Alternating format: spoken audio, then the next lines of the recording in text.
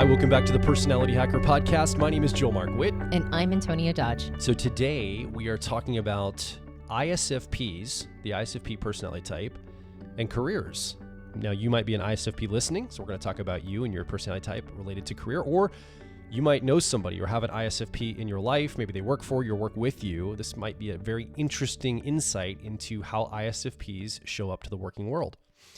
And we're going to approach this through a very particular lens today, Antonia, the idea of expressions of the ISFP, 4 different expressions of the ISFP personality type. Right. So one of the reasons why we're talking about this, just to add a little context, is that we've been doing this personality life path mentorship for a little while now. And we're noticing that people are showing up to this particular mentorship group, but in general, any of our mentorships, because they're in a time period of transition. Yeah. And right now, careers seem to be on people's minds. Like, what is the right career for me? A lot of people are in career changes, and it's just like a general time period of reflection. And so because of that, we've also noticed that when you go online to look for information around type and careers, there can be of course, the internet is doing its best to try to compile all the best, suggestions, but it can be a little limiting, actually. Sometimes based on stereotypes, sometimes based on just certain flavors of each of the types. Yeah. And so we wanted to unpack a little bit more about the different ways that each of the types can show up, in this case, ISFPs, and how that might impact their career and how their career might actually impact them. Absolutely. So I did my internet research, by the way. Yeah. I went out to the internets and I came up with an anecdotal top 10 list for ISFPs and career choices. Now, this is just me doing some searching and, pulling together a top 10 list. This is not a definitive list, but this is basically what the internets tell me is the best career for ISFPs. Are you ready? I don't think people know that when you say internets, you're being Funny? ironic. It's like it's an old Gen X term. We're at a time period where we're old enough so that if we say things ironically, people don't take them ironically anymore. I've noticed that people have a hard time with parody. They take it too serious now. Somebody's going to say it's not internets, it's internet, and it's like, yeah, that's the joke. Well, anyway, you want to hear the top 10 list I do. for ISFPs? Okay, so here's artist, fine artist, graphic designer in particular. Number 2, interior designer. 3, chef. 4, conservationist, environmental scientist. 5, musician. 6, fashion designer. 7, landscape architect, art therapist, athlete, and veterinarian. Yeah, that's not bad. Those are the top 10 that the internet, singular, not plural, told me are the career choices for ISFPs. Now, you might be an ISFP listening or know an ISFP that doesn't have one of those careers, and that's a very overgeneralized list, I would argue. Yeah, and it also discounts that there are certain flavors of ISFPs that can do more traditional roles. Yeah. And because that's almost a romantic list, I would say. Yeah, well, I think today what we want to do is lay down some principles to make really good choices for you as an ISFP going through your career, rather than a topic or, the internet said I'm supposed to go for this, so I guess that's the career I'll choose. No, there's probably ways you lean into the energies you bring to the world that are tailored to you and how you want to approach your career life. Oh, ISFPs love the phrase tailored to you. Oh, yeah. Right. So let's talk about the premise that we're working with in this conversation, or sort of the foundational model, which is borrowed from our friend Dr. Dario Nardi, who did a series of EEG machine scan-led research around how the same personality type can manifest in multiple subtypes. Now, Dario was reluctant to call these subtypes because he wanted to give people the idea that actually this is flexible. Yeah. If you look at things in terms of nature and nurture, nature is our pre-wiring. It's what we come with. And it looks like our personality type, our Myers-Briggs personality type is more nature. It's a pre-wired, sort of a way that we are pre-wired to experience the world and the things that we tend to be focused upon. But our subtype, or our flavor, is more nurture. It's more how we are treated and responded to, and the things we're rewarded for in our development. And when we're growing up, and even after the age of 25, and this is why it's particularly relevant, our career choice, the thing we're spending a lot of our time doing, will also have an impact on how we show up. This is expression of type. This is the way we express our personality type. This isn't necessarily the cognitive functions of our mind. Right, We're exactly. talking about here. Right, although that does come in. So we'll talk a little bit about how that gets woven in. So depending upon your flavor of the ISFP type, you're going to be attracted to different styles of careers. And in fact, the career you chose might be influencing that very subtype. It might be influencing how you're showing up. So there's a relationship between yourself and where you're spending a chunk of change, all your time doing, problem solving and focus and, effectively interacting with this thing that your livelihood is based upon. That gives it a sense of weight. And that means it's going to influence your type as well. So there's like a back and forth relationship between our type and our career. And so your career choice is important to understand how it's influencing you, but it also is important to understand what kind of subtype, careers are best suited for you. Mm-hmm. And if you're in the quote unquote wrong career or a career that maybe is adjacent, other ISFPs would love it, but for you, it's not exactly right. Yeah. It's okay. It's not just that you're a unique individual as a person. That's part of it too. But it also could be that you're wired just a little differently from other ISFPs, enough so that it will influence what you're attracted to and the kind of career that's right for you. So if you want to get a little bit more on where we get this material from, we did a podcast with Dr. Dario Nardi just a few episodes ago, a couple months ago, so you can look that up. And we talk about these subtypes in detail. We go through what it looks like. Like all the math behind what we're going to talk about today. We unpack in that episode. We don't have time for that today. But just know there are 4 subtypes. We detail it out. It's tied to the brain scan work that Dario's done with individuals. So he knew what best fit type they were, and then he watched the brain patterns, and so he organized it that way. It also ties into Dr. Helen Fisher's work with certain neurochemical receptors in the brain. Yeah, neurotransmitters, like testosterone, serotonin, dopamine, estrogen. Those are the 4 main ones that she works with. And so we're presenting this on a platter for you to digest today, but there's a bunch of math behind this that you can go and research on your own. Right. And we'll leave a link somewhere around this podcast so that you can go check out Dario's work on these different subtypes. So the 4 different subtypes of ISFPs are the dominant, the creative, the normalizing, and the harmonizing. And these are related to how their, what's technically called the cognitive functions, how they prefer to engage and interact with the world. Now, if you're brand new to type, if you just are trying to wrap your head around the idea of being an ISFP at all, then we'll make sure that there's 2 layers going here. We'll make sure that it's accessible to you as somebody who's, just looking for general career advice as an ISFP. And I think that you'll be able to spot yourself in some of these descriptions to be able, to self-determine, right? Or listen for which subtype resonates with you the most. And also we'll throw a little bit of the more technical piece in there if you are a type geek. So for the type geeks out there, your subtype is determined by how your cognitive functions, particularly your first 2 functions, your dominant and auxiliary, or what we call the driver and co-pilot in the car model, whether or not they have a preference for being assertive and sort of pushing the will of those functions out to the world, or whether or not they have a preference for being receptive and taking in more information more and sort of determining it, being more influenced by the world.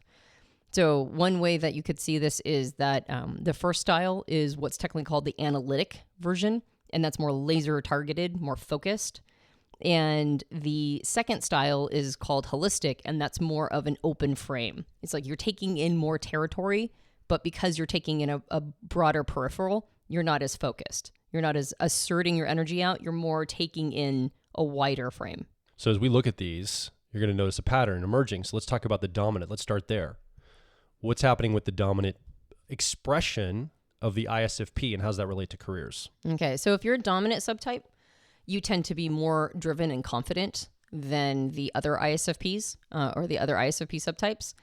And the qualities and characteristics that come along with this are ambition, being very active, friendly, practical, willing to put time and energy in to succeed at whatever the goal is. They have a more in charge style. If you want to reference back to work like Linda Barron's, different styles, Interaction styles, right? That's more of in charge. And they tend to be drawn to leadership roles, or at least wanting to be their own boss. And so that's not oftentimes what we think of when we think of ISFPs. So it's important to know that there is a dominant ISFP subtype out there. And in fact, sometimes people are dominant ISFPs and really struggle to find their best fit type, because this is not usually considered part of the ISFP stereotype.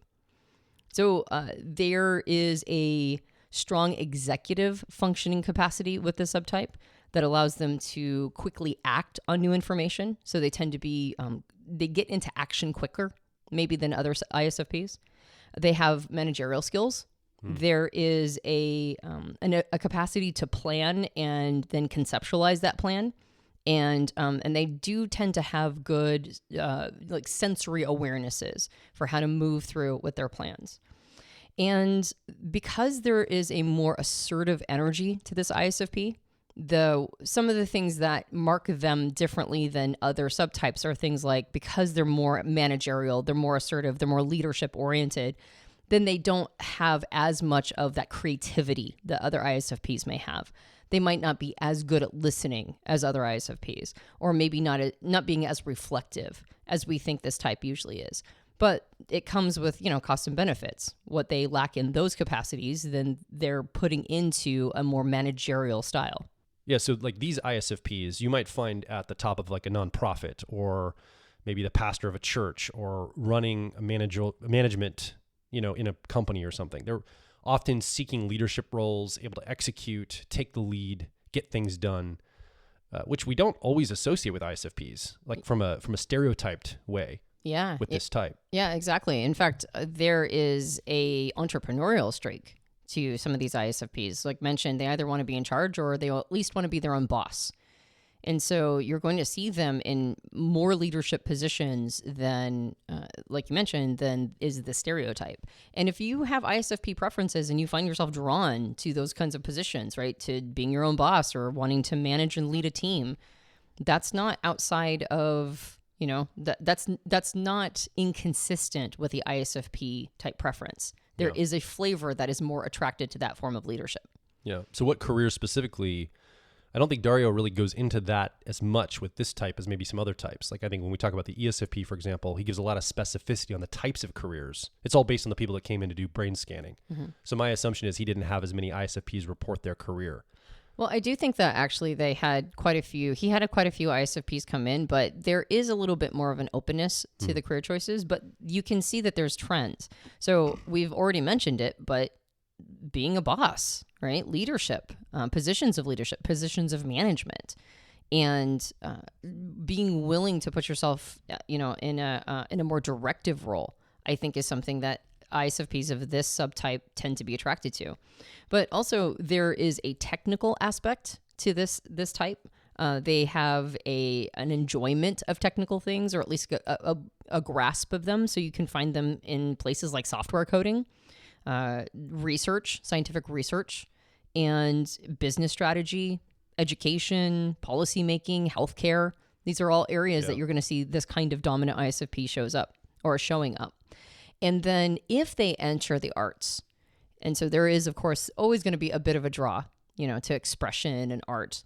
If they enter that field, it's going to be less on the creative side than it is on the technical side. So you might see these ISFPs more mastering lighting or sound technology, or, something that is a more technical aspect of an overall production of performance. That's fascinating. Mm-hmm. Yeah, but they're still being creative. They're still in the energy of that ISFP desire to be creative and expressive. It might just be a very unique way of doing it for them. Right, exactly. And unsurprisingly, this is a subtype that does well academically as well. So you might also see them as professors or teaching.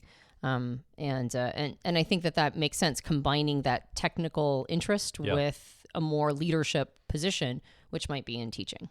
So that's the dominant. And technically, again, both of the first two cognitive functions, driver or dominant cognitive function, and the co-pilot or auxiliary, are analytic. They're flavored analytic, and that's what creates that dominant subtype. Let's talk about the creative ISFP.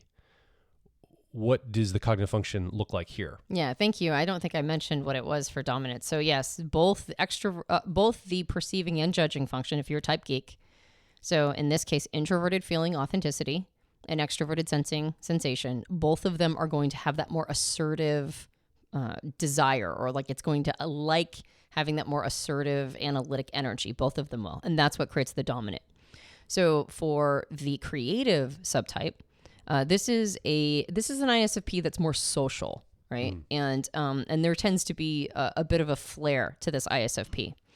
This would be the perceiving function. So in this case, extroverted sensing or sensation is going to be the more analytic, assertive energy.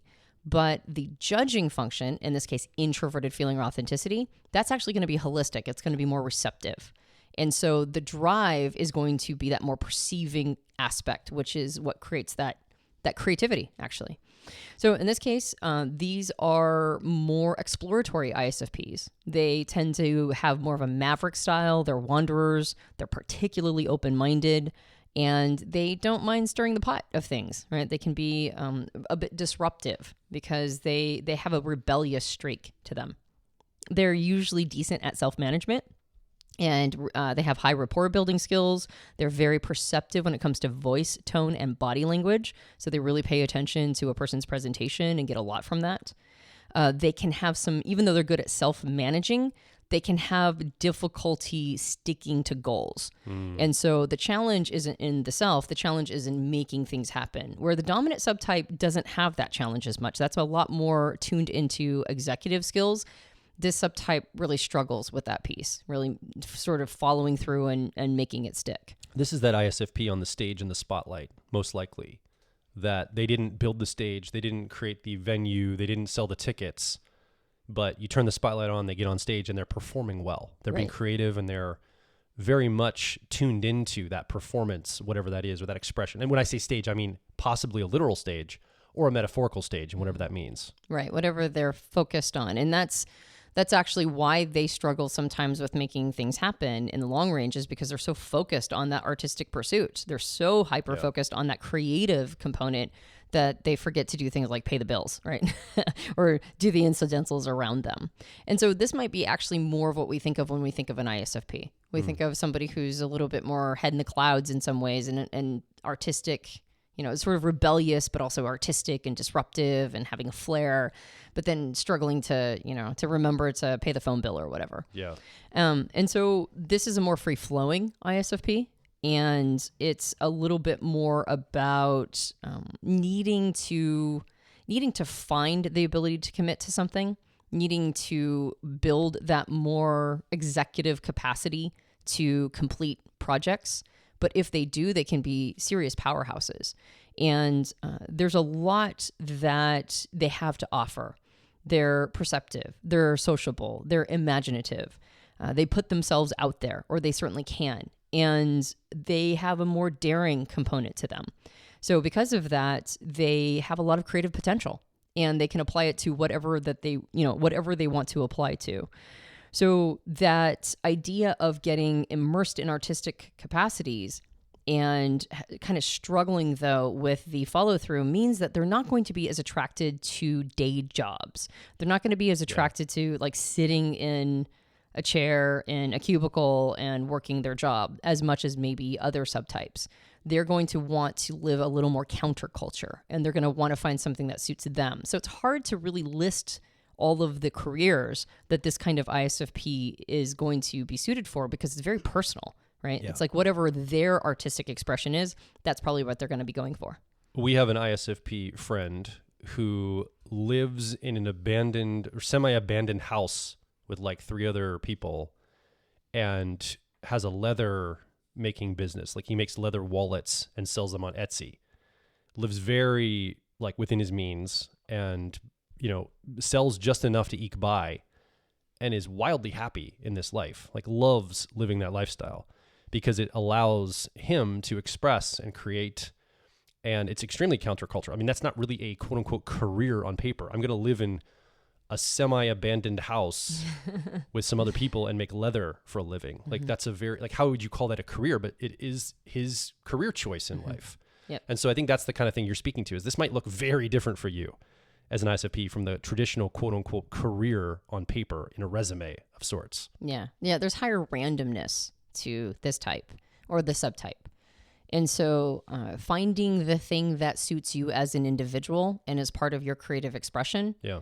If you can do that, fantastic, and follow that pursuit. Although there is the danger that the creative ISFP can get a little detached from reality. And so there might be some value in finding something that is more concrete, more grounded, more down to earth. Yeah. Maybe even visiting some of the other subtype energy to get that capacity to, make a living for oneself. But if you are able to find your artistic expression and ride that into the sunset, then have at, because that's what you're designed for. I think platforms are really important for this type of subtype. If you're an ISFP listening, like let's say you want to have a creative expression, like Etsy, for example. Before Etsy, my friend would not be able to do what he's doing. Some creative ISFPs end up on YouTube creating channels of expression, or some other type of social media expression. Like there's a bunch of opportunities now for ISFPs that are here because of platforms that may not have been here for creatives in the past. So I think the opportunities for creative subtype ISFPs is growing as technology improves. Mm-hmm. Yeah, absolutely. Yeah, and that's nice, actually. It's nice that we live in a time period that really affords people who are creative to be able to take advantage of the platforms other people have built in order to manifest and express that. Okay, so let's go clear to the other side, away from the creative, the normalizing. This word normalizing sounds like the opposite of creative. Yeah. What do we mean when we say normalizing? Yeah, it actually is the opposite subtype.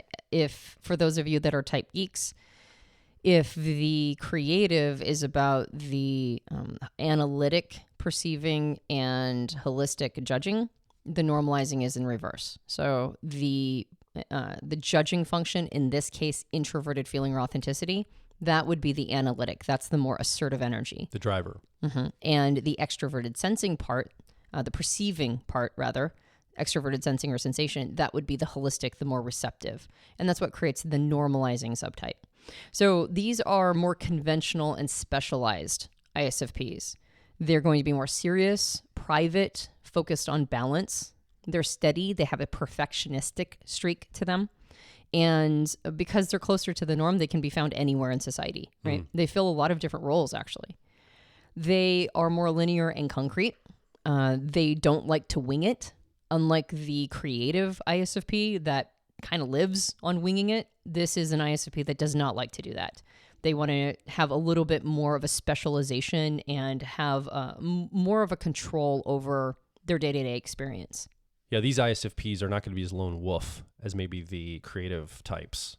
They understand the value in tying into a larger system, not just be on a platform like YouTube or Etsy, but actually going and showing up to a job and having a little bit of paid vacation and some of the things that are the normal aspects of life. I think they're much more open to that. Yeah, absolutely. And that desire is really rooted in the need to not just specialize, but perfect their specialty. So they want to be able to perform in their sleep, so to speak. Specialization? Be a specialist in something. Yeah, exactly. They want to hone every aspect of whatever is their personal discipline and just be able to do it automatically without even having to think about it. That's the desire.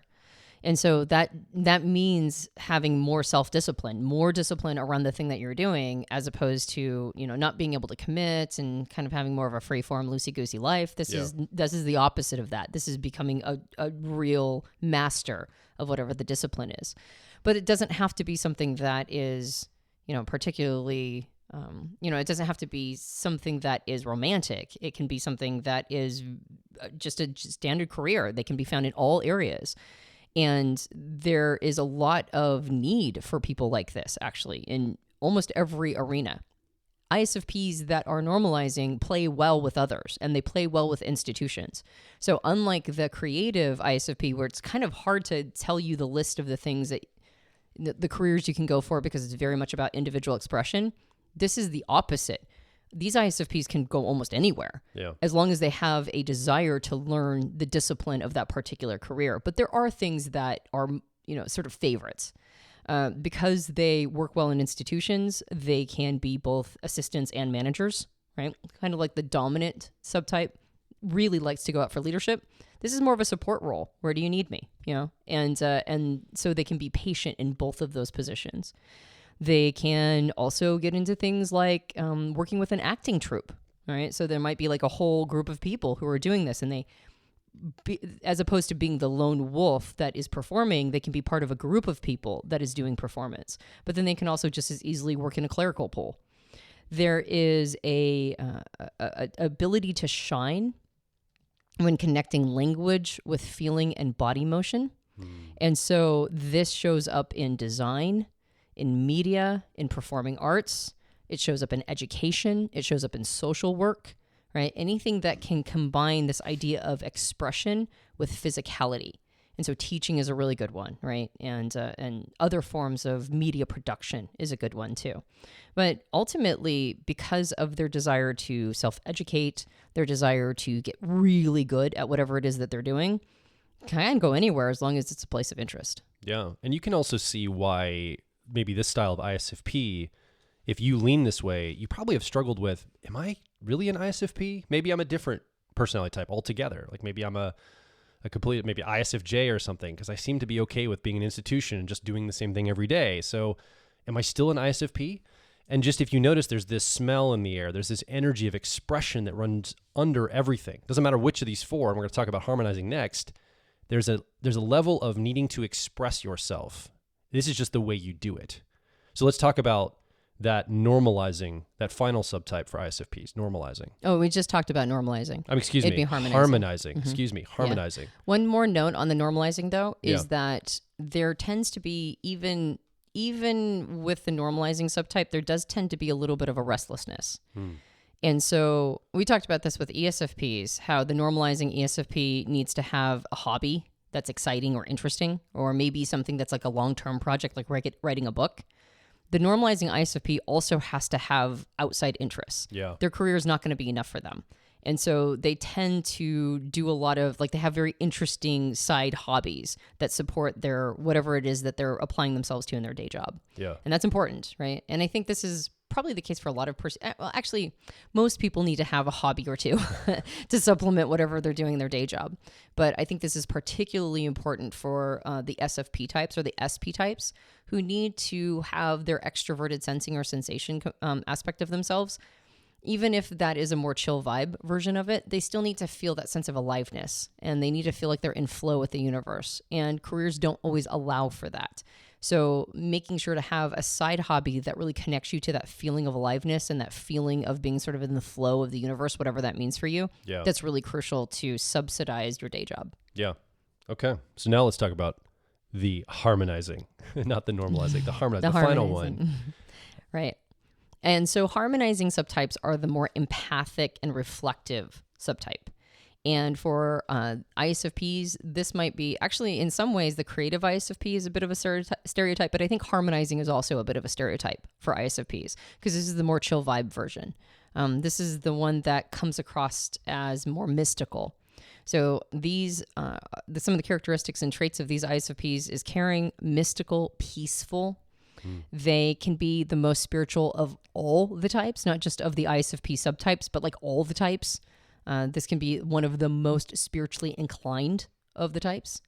And they tend to work in the background, as opposed to the dominant that wants to be at the forefront, the creative that wants to be in the light, or the normalizing that wants to be in the middle of the group. This is more of a behind the scenes ISFP. Yeah. And they tend to make really good counselors, teachers, healers, and creators. Not creative creators, but more like sort of manifesting the things that they want into the world. Have very high emotional intelligence. That's one of the markers.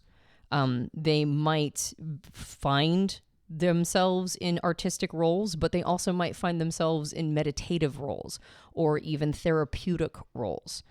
This is a giving of the world the gifts that they have received by observation, right? Yeah. That they're receiving a lot of information and considering the implication of it. And so where they really shine is when they can share what they have observed. I've seen ISFPs that are harmonizing struggle with thinking sometimes they're INFJs.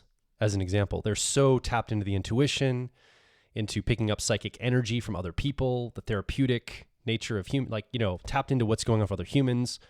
They almost have this sense, and sometimes they struggle, like, am I an INFJ or am I an ISFP? And they can go back and forth because of this particular expression of ISFP. Mm-hmm. Like you said, it's much more, I think there's like a shamanistic or spiritual or esoteric nature to them. Mm-hmm. Yeah. And so I think a lot of the career choices are going to lend themselves that way. Yeah, very much so. This is an ISFP that identifies with INFJ preferences because they're more, there's a deeply intuitive feeling inside of them. It's really actually playing off of the visceral sensory information they're getting, and some of the connections they're making from that. Like they can see and spot abstract patterns, particularly when they are personally there, when they're feeling and seeing what's happening in a situation, and that feels a lot like intuition, that a capacity to sort of read what's happening for another person. And they are more open-ended, right? There's less of a definitive feeling from them. It's less of an assertive, like, this is how things have to be. There's more of an openness that I think we don't always assign to ISFPs. We see them as being more convicted. Yeah. And this ISFP is a little bit more like, let's kind of see the situation and feel our way through it. I'm glad you said conviction, because I would like to just take a moment. Which of these subtypes, I suspect the dominant subtype and the normalizing subtype are going to be the most convicted of all these subtypes, because I think conviction is a through line as well as self-expression. I think, at least my personal experience with ISFPs in my life, conviction is a huge piece of their life for all of them. Yeah. And I would say those two types, would you agree to that those two types are the most likely to come across with that conviction frame? Yeah. This is how it has to be. I think all introverted feeling types, so FPs, if you're new, we're talking about people who have FP preferences. They all use introverted feeling or authenticity as their decision-making function.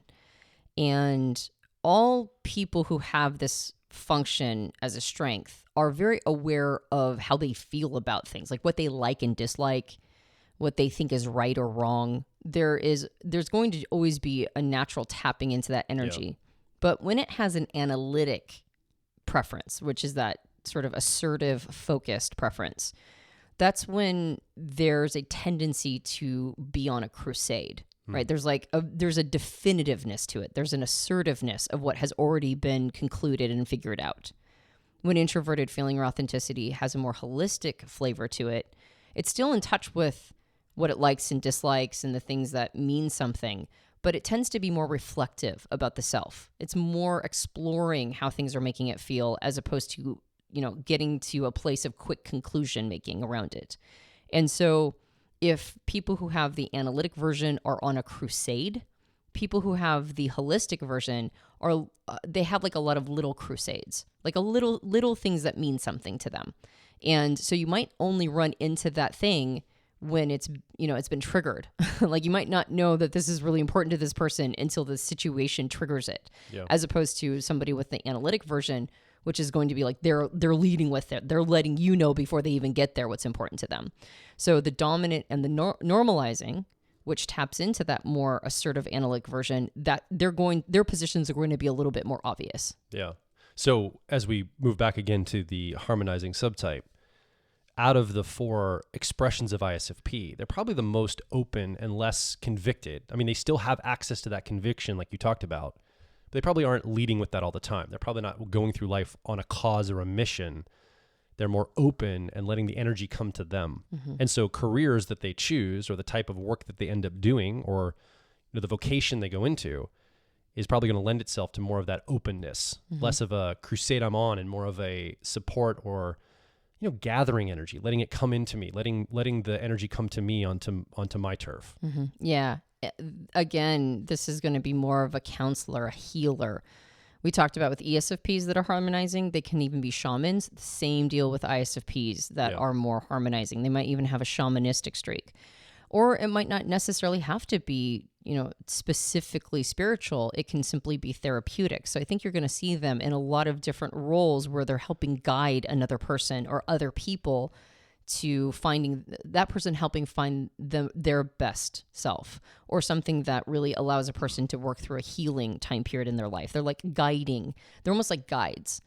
And there's a peaceful strength to these ISFPs that makes them particularly suited for that kind of work. The challenge, and then there's another component, which is that because they're so tapped into all of this, and they've got that sort of intuition that comes from the visceral piece, their connection isn't just to humans, it's also to nature, it's to animals, it's to a world that's a little bigger than just the interaction of sort of the systems that humans have set up. So there might be a naturalistic streak here too. And that might make them very attracted to taking care of animals, maybe something like a vet or a person who works, maybe in a zoo or something where they can be close to animals, and then also to nature. Maybe they're a guide, right? Like a nature guide, or somebody who works like horticulture, works closely with nature. That makes a lot of sense. So as you look at this, if you're an ISFP, you have an ISFP in your life, just start to think in terms of the principles and energies behind each of these subtypes. Clearly, your cognition is ISFP preferences. I like to think of it as like, that's the song written down on the paper. Those are the musical notes. And then these 4 subtypes are the performance of that song. That's the expression of the song that is you, the ISFP song that is you. And so as you're listening along, if you're an ISFP, which one of these are you starting to identify with? And are you in the right career based on the energies and the things you're attuned to? If you're a dominant subtype, are you in a role that's more harmonizing or creative or normalizing? Like, are you doing a career that lends itself to the way you show up to the world? Right. Well, one thing you could ask yourself. Absolutely. And there are going to be some ISFPs. I didn't mention this with harmonizing, but in some ways, harmonizing subtypes are the most at home when they're in some other world. Whereas the normalizing is the exact opposite. Like they're most at home when they're in this world and problem solving in this world, and the dominant as well. So there might be, that you might be the kind of ISFP that needs a job that accounts for the fact that you kind of don't feel super tethered to this, to this reality. Or the opposite is true. You might be an ISFP that very much needs to tether to this reality and do concrete problem solving and manage things. And, it's like, so the subtype really does flavor things. And then, as we mentioned before, your career choice is going to influence what kind of ISFP you are. And so if you have chosen to, go into a career that requires a normalizing way of looking at things, you might have become a more normalizing ISFP just because of circumstances. Yeah. And you might want to develop, like something might be calling you. It might be a transition time or a career change time where you could make a lateral move or maybe even, get a bump up the next rung on the ladder of your career trajectory. But there might be something calling you that is in one of these more creative pursuits or something that it's a little bit more naturalistic or spiritual. And if that's the case, it's not necessarily that you can't survive there or thrive there. It might be time to visit another flavor or style of ISFP. Yes. And that's the other piece of it, or vice versa. So another piece of it isn't just what is the right career for me. It's like, what kind of person do I want to be at the end of all of this? And your career choice is going to influence that. Dario was a little nervous to call these subtypes because he was concerned people would think, oh, that's who I am, right? You're an ISFP. That's how your cognition is wired. But again, these are expressions. And so let me just anecdotally say this. I could see somebody that's a creative subtype of an ISFP in their early life, maybe their early 20s, late 20s, whatever, as a performer. They're on stage, they're performing, they're in the energy of it, they're that creative subtype. And then as they mature over time, maybe the career starts to alter. Maybe they're not on stage as much. Maybe they start to tap more into the normalizing aspect of who they are. And now they're helping to run things, maybe the sound in the theater, to help the people that are on the stage as they get older. In other words, they're facilitating other people getting up to perform, other creatives. No, or they stay creative the whole time. But these are open to you. You can flex and flow between these energies, I guess is what we're trying to say. You're not locked into, oh, well, I'm a dominant. That's all I can be. That's all I can do. No, you can lean into other aspects of yourself. Right. That same ISFP that started out on stage might end up directing. Yeah. And now they're in the dominant position. Exactly. Or they might end up finding themselves on a spiritual path and now they're in counseling and now they're in the harmonizing version. Yeah. So there is definitely a capacity to flex and flow through all of these, but finding the one that is going to feed your soul right now and then understand how it, like what lane is it putting you in? And then realizing that you can do personal growth basically in development through career choice and become a different style and have all of that open to you. So our encouragement to you, if you're an ISFP or you're helping an ISFP in your life, think about this not so topical. Like, well, the internet says I've got to do these 10 jobs and that's what I'm equipped for. Think of it more energetically. Like, which of these subtypes do I tend to see expressing from myself? And then what are the career choices that would really fit the way I like to express my ISFP nature? We believe that coming from a principled approach, you're going to find a career path that's going to let your soul sing. It's going to speak to who you are. It's going to allow you to tailor your life ergonomically and design it to support you, to feed you, to energize you, not take from you. So I think that's really what we want to land is think about this from a principled, energetic approach rather than a topical, internet research-based approach to careers. Even though that list was actually pretty good. Yeah, it wasn't off. It just is very overgeneralized. It's not just those one things. So what do you think? You've been listening along. Maybe you're an ISFP or you know an ISFP. What's coming up for you? If you are an ISFP, what is your current career? What are some of the career paths you've had in your life? What would you love to be doing on a career? We'd love to hear that. Come over directly below this episode, personalityhacker.com. Leave a comment, ask a question. More importantly, share your story, your career story. What have you found working for you? Does this idea of these subtypes resonate with you as you're thinking about it? You're like, wow, well, no wonder I'm struggling. I'm in the wrong career. I need to be a career more in this energy. That's where I could express myself more. That's where I could feel more alive and more who I am. We want to hear from you. Come over. You haven't had a microphone, but now is your chance to make your voice heard. Yeah, and I'll also make sure that we'll make sure that a link is here to reference Dario's work because it's good stuff. Yeah. If you enjoyed this podcast, you can subscribe to us on iTunes and various Android platforms. If you leave a rating and review for us on iTunes, it spiritually helps me out. I love reading the reviews. I go, oh, somebody's listening. Oh, and this is what they thought of it. So if you leave a rating and a review, I'd be super grateful. You take it as a sign of encouragement. I do. Like, oh, okay, I can keep going. I get feedback. I know how it's landing. I can keep going. Yeah, I live on feedback. So if I don't get any, if it's crickets, I'm like, oh, well, I guess we got to shut it down. That's not a threat. We also have this on iTunes, on YouTube. All right, where am I at in my spiel? We have a video podcast. You might be watching it right now on YouTube. If you enjoyed it, you can leave us a rating there or a thumbs up or a like, and you can also subscribe to us. Smash that like button, subscribe to us, and hit the little bell that lets you know when a new episode is out. We have a book. It's called Personality Hacker. You can get it at all major book retailers, and if you leave us a rating and review on Amazon, that also helps us out a lot. And if you are curious, do I have ISFP preferences? I'm not sure. You can head over to personalityhacker.com and take our absolutely free assessment. Figure out what your type preferences are. And that at least is a fantastic beginning of your journey in discovering your best fit type. So head over to personalityhacker.com and look for the free assessment. My name is Joel Mark Witt. And I'm Antonia Dodge. And we'll talk with you on the next Personality Hacker podcast.